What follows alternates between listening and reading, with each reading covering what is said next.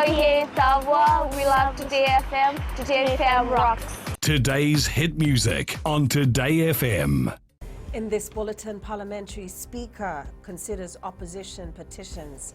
Health personnel undergo training. And 2020 agriculture census progresses well. From the studios of FBC Suba, Teva Lendua. There are 3 opposition petitions currently before the Speaker of the House of Parliament. In the first sitting of 2020, Speaker of the House Ratuepeli Nailatikau, as part of the communications from the chair, revealed that he is considering a number of petitions brought to his attention. While he did not reveal the contents of the petitions, he told Parliament that he may take a few days to make a decision. I received 3 petitions from the opposition, and I am still considering and reviewing these petitions. Once I take a decision on these petitions, I will inform honourable members accordingly. The Parliament Secretariat needs to widen its outreach program and increase public awareness on the bills before the House. This was one of several recommendations by the Committee on Justice, Law and Human Rights that tabled its report on the Department of Legislature's annual report from 2016-2017. Committee Chair Alvik Maharaj told the Speaker of the House that while the work of the department, which is the administrative arm of Parliament, is commendable, more needs to be done. However, it is recommended that there should be more systematic approach for the wider outreach program, which can be effectively monitored and assessed for its impact. The Parliament needs to create more awareness within the general public about the bills that are before the committees. That there should be other incentives such as annual performance awards. The Ministry of Health is currently working with the World Health Organization in providing public health and primary care management around the country due to the COVID-19 outbreak worldwide. Health Minister Dr. Feremi Wangai-Nambete says the training is important to ensure health specialists are equipped with the right skills to handle possible or suspected COVID-19 cases. The training involves health teams from the Central, Western, Northern and Eastern divisions and is extended to representatives from private sector healthcare. The minister says they're also working on establishing isolation units as a response effort to the virus. So as more information comes through, it is important for the Ministry of Health staff to be able to be trained and to be advised by the medical experts all the way down. And if it does come through, we don't want to be going behind us or being late, but we want to be sure that we are prepared. 2 planes carrying Americans from the quarantined cruise ship Diamond Princess have left Japan. Plans are also being made to evacuate the 11 Kiwis on board the ship. It comes as China puts more restrictions in the region at the center of the COVID-19 outbreak. 16 million people in Hubei province have been told to stay home unless there is an emergency.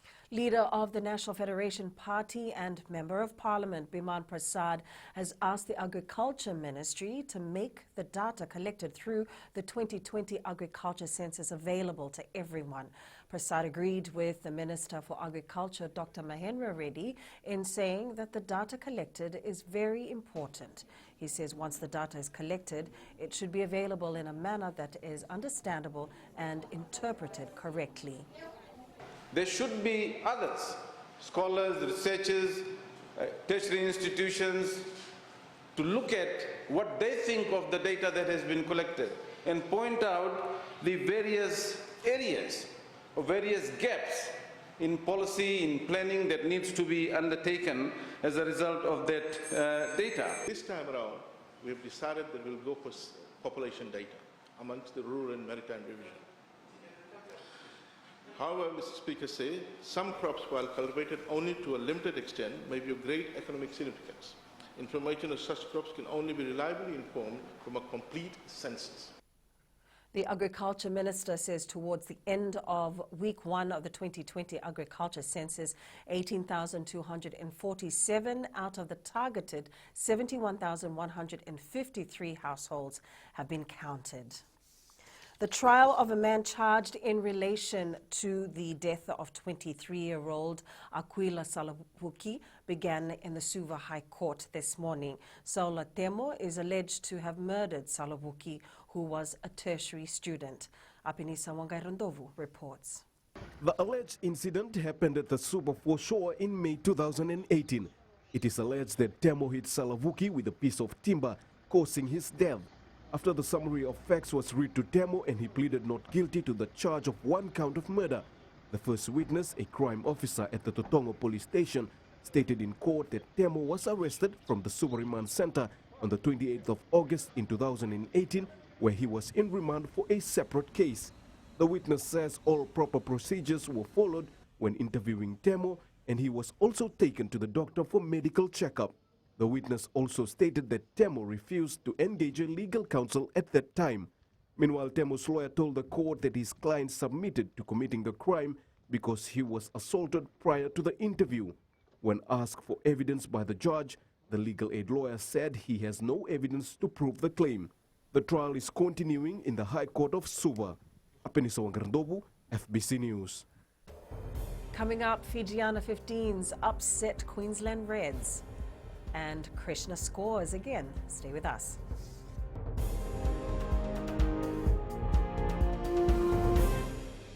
Bula FM, number 2 NSR. Bula FM, number 2 NSR.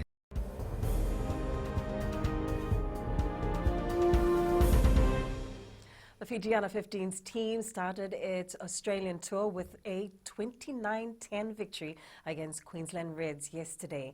Fijiana 7's reps Lavinia Tinai, Rusila Nangasau and Aloesi Nakodi, who recently returned from the Hamilton and Sydney Sevens, played well. Tinai scored a double while Nangasau and Nakodi grabbed a try each. Akosita Ravato scored the fourth try for the Fijiana.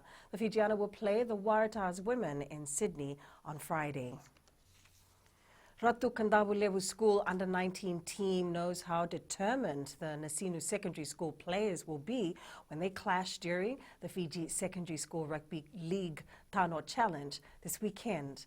Team manager Saimoni Tamani says the team must regroup while in camp before taking on the next challenge. The side thumped John Wesley 38-8 in their round 3 match at St. Marcelin grounds over the weekend. We are looking forward to the game next week. We know that Nasinu is going to give them, it's going to give RKS a very good challenge. And when we go back today, we are going to re-strategize and we are going to prepare for our games tomorrow. Roy Krishna's ATK side is now second on the Hero India Super League standings as ATK was beaten 3-1 by Chennaiyin FC this morning. Krishna scored the 1 goal for his team. Provisional candidate Master Tayoni Sikivo won the National Blitz Chess competition at the Damota City Centre in Suva. Sikivo won the event with a score of 11-12. Guru Arvind was the next closest rival in second place, while top seed Manoj Kumar was third. The event was played in a 5-minute plus 3-second increment format, meaning that players had very little time to calculate positions, and games were even won via flag fall in time control. 14-year-old Ruud Prasad continued his fine form from 2019 by winning the secondary schools division, while the primary schools division was topped by Philip Suku.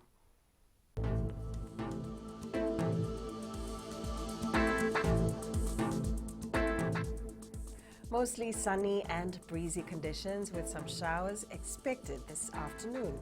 The forecast for tomorrow is mostly fine weather. And that is your FBC News. Now remember to join us at 7 p.m. for our major bulletin. For these stories and others, you can also tune in daily to our sister radio station, Gold FM. Enjoy your lunch. Good afternoon.